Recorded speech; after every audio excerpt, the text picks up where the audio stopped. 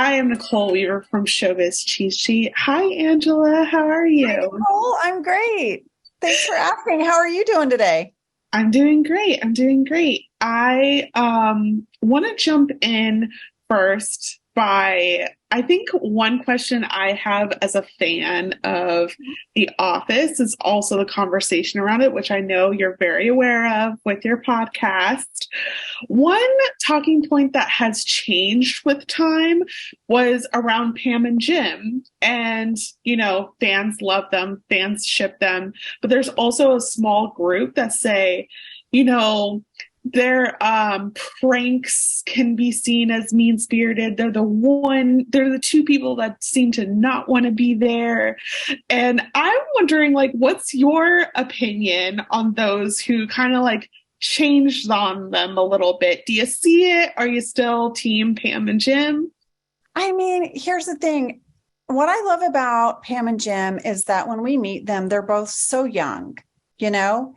They're both at that job that they don't think is going to be their forever job. Um, and they're just also trying to figure out their lives. I mean, Pam is in a relationship that she knows probably isn't right for her. And she's learning the courage to have her own voice and to advocate for herself. And then you have Jim, who's just sort of not sure what his life is going to be about, you know? So they're so young when they start.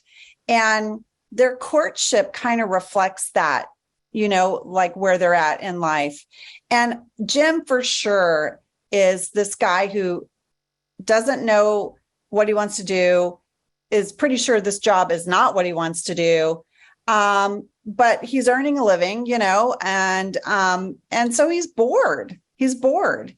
And that's where a lot of the pranks come out of. Although I think Dwight might drive me to pranking too. If I had to sit next to Dwight, I'm pretty sure at some point I might do some, friendly-ish prank. But I mean, Dwight could drive anyone crazy. But I think as the characters grow and evolve and they become parents, their lives change. And all of a sudden, Jim needs this job.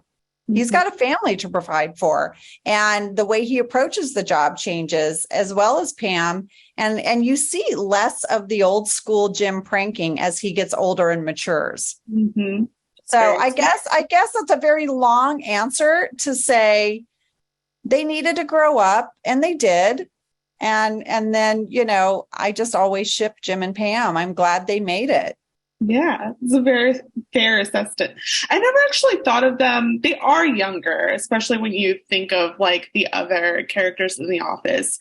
I guess, I don't know, because I'm a younger person, they still seem like such adults. But when you put it that way, of like, yeah, Well, that makes sense. you have to think about it. That job at Dunder Mifflin is probably Jim's first real job out of college, right? Mm-hmm. And Pam, I feel like Pam worked summer jobs and then landed into that receptionist role and just stayed there. But yeah, and then if you think of their character arc going over 9 years, so much happens in your life. Yeah. Has your perspective changed at all since you've done all these further deep dives on whether it's the characters or the show? Oh my gosh. Yeah. I'm just an audience now. I'm getting to watch this so far removed. Even when I see my character that I was there, that I did, it feels surreal. I feel like I'm looking down, like kind of through a peephole of a door of like part of my life. And it's been really fun to just be an audience member. And Jenna and I talk about characters that we are sort of falling back in love with or rediscovering because now we're just watching it. Mm-hmm. I can't get enough of Phyllis. Like Phyllis cracks me up. And I also have such an appreciation for what Phyllis Smith, the actor, did with that role. And she's amazing. She blows me out of the water all the time. I agree. I agree. You are currently on season 7, where we know it's going to be Steve Carell's last season. Does it Yes. feel any different covering this season than the others on your podcast? I definitely feel like, oh my gosh, like I'm having sense memory of like, Oh no, I remember like we were all like, okay, Steve's going. And I think what they did was so brilliant, which is the producers had him leave mid-season, right? And we had Will Ferrell coming in, who is the nicest, funniest, just lovable person, really. He's just so warm and kind to everyone. And that really helped like us transition.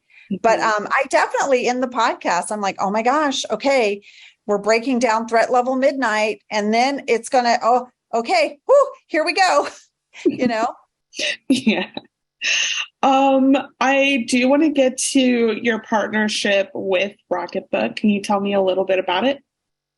Well, I was thrilled that when they reached out, they said, we want to do this with you and Brian. I was like, yes.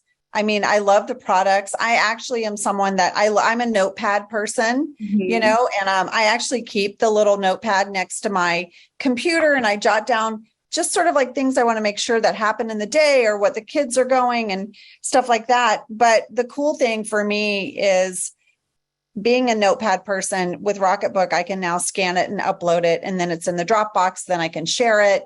So that's been a game changer. And also it's really user friendly. Like for real, I am a dinosaur with technology. And if I can use it, you can use it. And it's really affordable. So it's a great holiday gift item. So I had all of that. Rocketbook had all that going for it. And then they said, oh, and you get to play with Brian all day. And I was like, I am in. What has it been like to work with Brian in this way?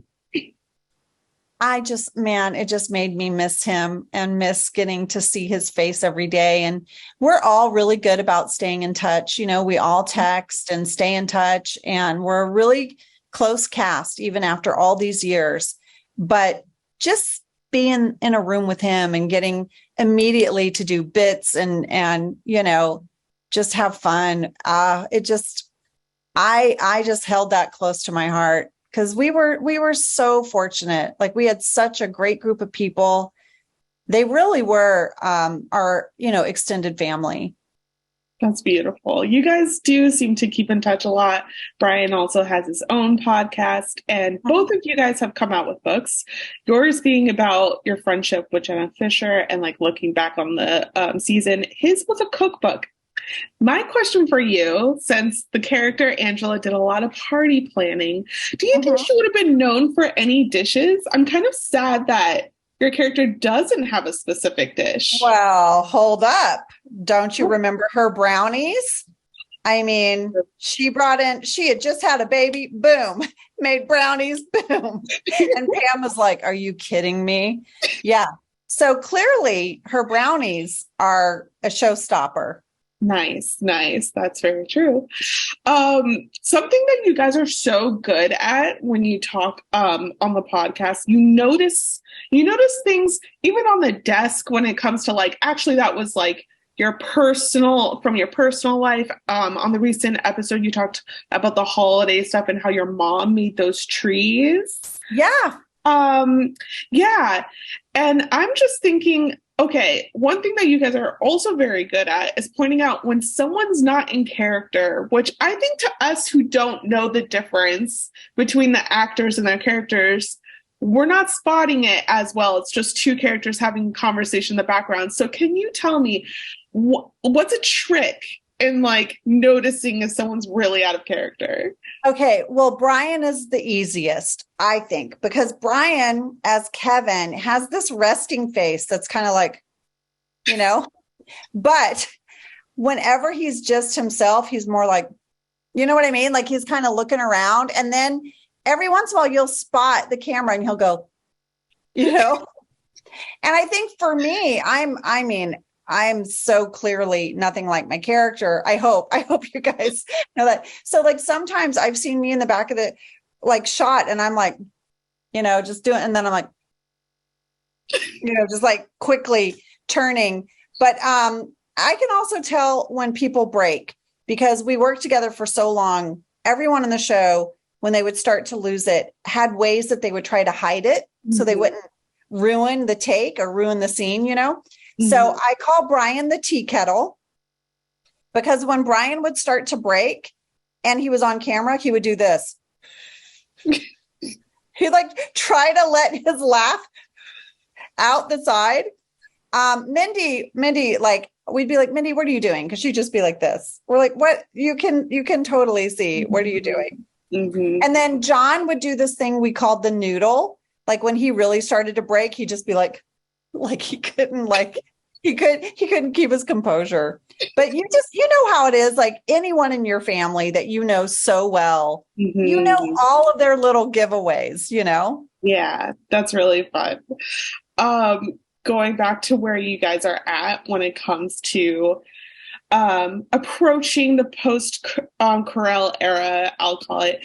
What are you looking forward to? Is there anything in those later seasons that actually are like just as dear to your heart as like the earlier seasons? Yes, I had such a blast in the love triangle with the senator and Oscar.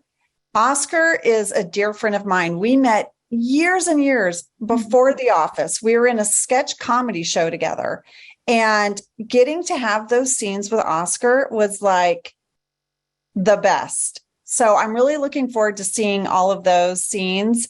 And I really had a great time with James Spader. He was hilarious. And I can't wait to share some of the behind the scenes of hair and makeup trailer with James Spader. And yeah, so I think there's still fun things. And of course, like I don't want to give anything away. And I know it's odd to say this, but there's been times where I have jumped way ahead and someone has written and said, hey, I just am discovering The Office. And I'm like, oh, I'm sorry. I thought I had passed that sort of like, okay, it's safe to share now line. But obviously for my character and Dwight, some really awesome things happened towards the end of the show.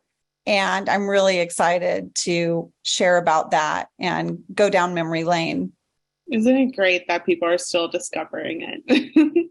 Yes. You know, I had a kid come up to me at Target and say this was a few years ago. He said, I love your show on Netflix. And I said, oh, because I was doing a show called Haters Back Off. Mm-hmm. And I said, oh, Haters Back Off. And he goes, no, The Office. And I thought, this young fella doesn't even know it was ever on NBC. You know what I mean? Yep. So that's the power of streaming, right? It just keeps finding its office, and now it's on Peacock, and I'm so thankful. Yeah. You have a child yourself, a daughter, correct? I have 3 kids. I have my daughter Isabel, and then I have my stepsons Jack and Cade. Got it. So I know you do sometimes watch with them, but is there an episode that you're still like you avoid or you make sure to skip? Oh gosh. I mean, I don't know. There's probably a few. I can tell you my daughter really doesn't like it when I'm mean to Phyllis. So, okay. Like, so those episodes, she's like, Mom, you're so mean. And I'm like, it's not me. Yes. There's probably some Dwight and Angela hookup episodes that maybe I won't gather everyone around. That's very true. Okay. I was just very curious. Something else that you have done after The Office, because I didn't just want to talk about that, is Tall Girl. Yeah. Any word if there's going to be like a third movie? Oh, I would love it. That cast is so much fun. I mean, I'm ye oldie person on set, you know. Me and Steve Zahn are like, the dorky parents, but I just love that cast, and we had such fun directors, and I would love it if they did a third one. So I pitched to them. I said, you guys, I think they all need to go and meet like Steeg's extended family. They need to go abroad. Yeah. Yeah. That's just me trying to get us all get to go like on a trip.